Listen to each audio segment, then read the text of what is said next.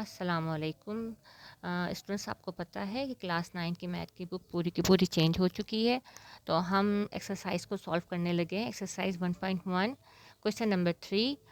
उसका पहला क्वेश्चन मैं सॉल्व कर रही हूँ। 0.4 इसका क्वेश्चन है, इस पर बार लगी हुई है। ठीक है, हम सॉल्व कर रहे हैं, इसको गौर से समझिएगा। 0.4 दिया हुआ है और हम क्या करेंगे, पहले हम सपोज करेंगे एक्स के, लेट एक्स बराबर है 0.4 बार के। तो x की वैल्यू क्या है, 0.444। 4 टाइम मैंने 4 लिखा है, आप 5 टाइम 6 टाइम 7 टाइम भी कर सकते हो। और इसको हमने इक्वेशन 1 कंसीडर किया है, ध्यान में रखिएगा ये इक्वेशन 1 है। अब हम क्या दूसरा स्टेप कर रहे हैं, मल्टीप्लाई कर रहे हैं हम बोथ साइड्स बाय 10, यानी इस x को और जो 444 था इसको हमने x से मल्टीप्लाई किया। तो आंसर क्या आया, 10x। और फिर 10 को हमने 0.444 से किया तो 4.444 आया। ये हमारी इक्वेशन 2 हो गई है। देखें, ये इक्वेशन 1 है और ये इक्वेशन 2 है, याद रखिएगा।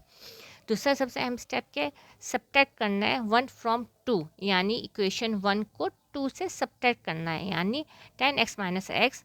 इसी तरह 4.44 को हमने माइनस करना है 0.444 से। तो आप देख लें, ये 9x आया इसका आंसर और इसका आएगा 4.00।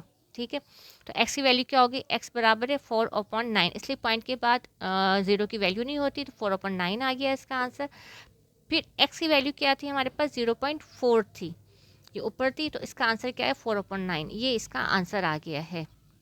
ठीक है, आपको हो सकता है अगर किसी में चीज़ में कोई प्रॉब्लम महसूस हो रही है तो प्लीज़ मुझे कमेंट्स में बताइएगा, मैं आपके जो भी क्वेश्चंस होंगे वो मैं आपके सॉल्व कर दूँगी। ठीक है, 1.1 का अब ये दूसरा पार्ट हम कर रहे हैं। 0.37 इसकी अमाउंट दी हुई है। अब इसमें उसी तरह लेट्स एक्स सपोज किया 0.37373737। देखिए, इसको भी हमने 4 टाइम लिखा है, आप चाहें तो इससे ज़्यादा कई मरतबा लिख सकते हैं। और इसको हमने इक्वेशन 1 कंसीडर करेंगे। अब सेकंड स्टेप पहले की तरह मल्टीप्लाइंग किया बोथ साइड बाय 100। अब आपके जहन में आएगी बात कि ये 100 से क्यों मल्टीप्लाई हुआ है। तो लास्ट टाइम जब हम क्वेश्चन सॉल्व कर रहे थे उसमें 1 डिजिट था 0.4 और इसमें 2 डिजिट हैं, तो इस वजह से हमने इसको 100 से मल्टीप्लाई करें, यानी x को 100 से मल्टीप्लाई करेंगे और 100 से ही बाकी जो रकम है 0.373737 को हमने किससे मल्टीप्लाई करें, 100 से। तो यहाँ से इसका आंसर जाहिर सी बात है 100x आ गया और इसका 37.373737 आया इसका आंसर। तो ये क्वेश्चन इक्वेशन 1 है और ये इक्वेशन 2 है। और उसी तरह इसका सबसे अहम स्टेप्स क्या है, सब्ट्रैक्ट करना है इक्वेशन 1 को फ्रॉम 2 से। 10x माइनस एक्स, 37.37373737 को माइनस करेंगे हम 0.37373737 से। तो 99x इसका आंसर आया और इसका आंसर आएगा 37। तो x की वैल्यू क्या हुई हमारे पास, 37/99। तो x की वैल्यू क्या थी हमारे पास, 0.37 थी। तो क्या किया, फिर इसको 37/99 है, ये इसका आंसर आ गया है।